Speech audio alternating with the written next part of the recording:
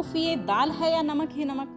रोहन भैया देखो ना, आज प्रिया भाभी ने फिर से खाने में नमक ज्यादा डाल दिया, रचना ने शिकायती लहजे में अपने भाई रोहन से कहा।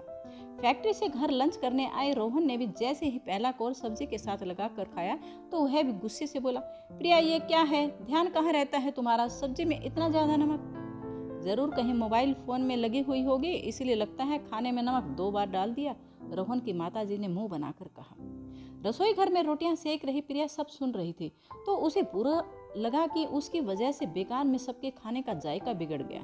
खैर वो तेजी से फ्रिज में से दही निकाल कर जल्दी से प्याज टमाटर काट कर उसे छोक कर ले आई, जो कि बिल्कुल पनीर भुजिया की तरह झटपट बनकर तैयार हो जाता है, और सबको परोसते हुए बोली, आज इसे खाइए, और दोबारा दौड़कर रसोई घर में रोटियां सेकने लगी। उसे अच्छे से याद था, उसने सब्जी में सभी मसाले नमक तय मात्रा में ही डाले थे, फिर ये अचानक नमक का तेज होना। लेकिन ये केवल आज ही नहीं हुआ, बल्कि बीच बीच में कई बार उसकी बनाई सब्जी में कभी नमक तो कभी मिर्च तेज हो जाती है, और तो और कभी पानी भी। तभी उसे खाने की टेबल पर बैठे सभी घर के सदस्यों के चेहरे याद आ रहे थे। सबके चेहरे या तो उतरे हुए थे या नाराज थे, मगर केवल उसकी छोटी ननद रचना वो मुस्कुरा रही थी। कहीं इन सब शरारतों के पीछे वही तो नहीं है?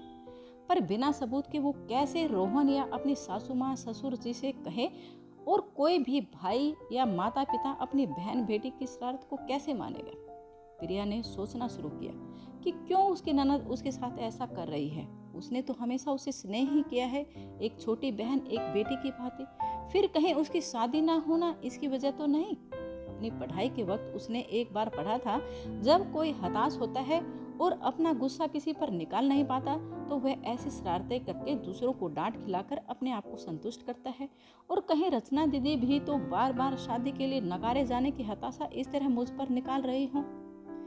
एक दो बार प्रिया ने कोशिश भी की रचना से इधर उधर की बातें करके पूछने की, लेकिन रचना साफ तौर पर नकार गई।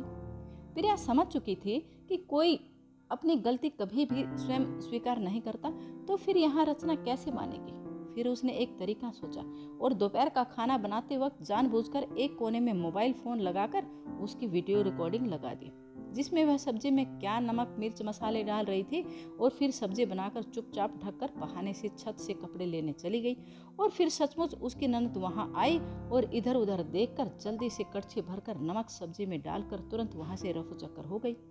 कुछ देर बाद रोहन फैक्ट्री से लौटकर लंच करने आया तो प्रिया ने सबको दूसरी सब्जी परोसी। ये देखकर रोहन बोला, प्रिया आज तो तुमने राजमा चावल बनाने के लिए तैयारियां की थी, तो फिर ये आलू मटर रोटी? प्रिया ने रोहन से कहा, हाँ वो राजमा थोड़े ज्यादा नहीं गले, इस बार दुकान वाले ने अच्छी क्वालिटी के नहीं दिए, उसे जाकर दिखाऊंगी। खैर आप आज आलू मटर खा लीजिए, क्यों देर करते हैं, आज रचना दीदी को अपनी फ्रेंड के साथ बाहर जाना है ना दीदी? हाँ भाभी, कहकर रचना ने भी चुपचाप खाना खा लिया। रचना के बाहर चला जाने के बाद प्रिया ने रोहन और अपने सास ससुर सबको कमरे में बुलाया और कहा, ये देखिए, आप सभी को लगता था कि मैं भुलक्कड़ हो गई हूँ और मोबाइल फोन पर लगी रहती हूँ, इसलिए कभी नमक तो कभी मिर्च और कभी पानी सब्जी में ज्यादा हो जाता है। देखिए मैं तो सब कुछ अच्छे से डालती हूँ, मगर जब सबने वीडियो रिकॉर्डिंग देखी तो सब दंग रह गए। तो रोहन ने कहा, तुम्हें ये सब रचना के सामने बताना चाहिए था, ताकि उसे सबके सामने। वही तो मैं नहीं चाहती रोहन जी। देखिए ईश्वर की दया से आज नहीं तो कल रचना दीदी की शादी हो ही जाएगी, लेकिन वहाँ भी अगर उन्होंने अपने ससुराल में अपनी इसी तरह की शरारतें और दूसरों को नीचे दिखाने की आदतें जारी रखी तो उनका वहाँ सबसे निभाना मुश्किल हो जाएगा, और ऐसे में नतीजा घर परिवार का टूटना होता है। मैंने अपने तरीकों से उन्हें समझाने की कोशिश की, मगर वो और बिना सबूत के आपको बताती तो आप भी नहीं मानते, इसलिए मैंने ये योजना बनाई और वीडियो रिकॉर्डिंग मोबाइल पर लगाकर मैं रसोई घर से दूर छत पर चली गई। मगर बेटा तुमने ये वीडियो रिकॉर्डिंग हमें ही क्यों दिखाई, रचना के सामने दिखाई होती तो? बाबूजी माँ, मैं नहीं चाहती कि हमारे घर परिवार में नफरत और बढ़े, बल्कि हम सभी में प्यार बढ़े, इसलिए ये वीडियो आप ही रचना दीदी को दिखाकर उन्हें समझाएं। जब बच्चे नादानियां करते हैं तो उन्हें बड़े ही सही तरीके से समझाकर अपने अनुभवों द्वारा संवारते हैं। यूं तो रचना मेरी ननद है, मगर मेरी छोटी बहन मेरी बेटी की तरह, और कोई भी माँ अपने बच्चे को नीचा नहीं दिखाती, बल्कि उसे इस तरीके से समझाया करती है कि उसकी जिंदगी हमेशा खुशियों से भरी रहे। माँ बाबूजी, आप सभी उन्हें प्यार से समझाएंगे तो जल्दी और अच्छी तरह समझ जाएंगे। अचानक रोहन के माता पिता ने आगे बढ़कर प्रिया को सीने से लगा लिया और कहा, बेटा, तुम्हारी जैसी समझदार बहू ईश्वर हर घर परिवार में सभी को दें जो अपने परिवार को बखूबी निभाना जानती हैं, जो घर तोड़ने में नहीं बल्कि घर को जोड़ने में लगी रहती हैं। ईश्वर तुम्हें सभी खुशियों से भरा रखे, कहकर दोनों ने प्रिया के सिर पर स्नेहिल हाथ रख दिया। वहीं दूसरी ओर रोहन और प्रिया दोनों भीगी हुई पलकों को साफ करते हुए मुस्कुरा रहे थे।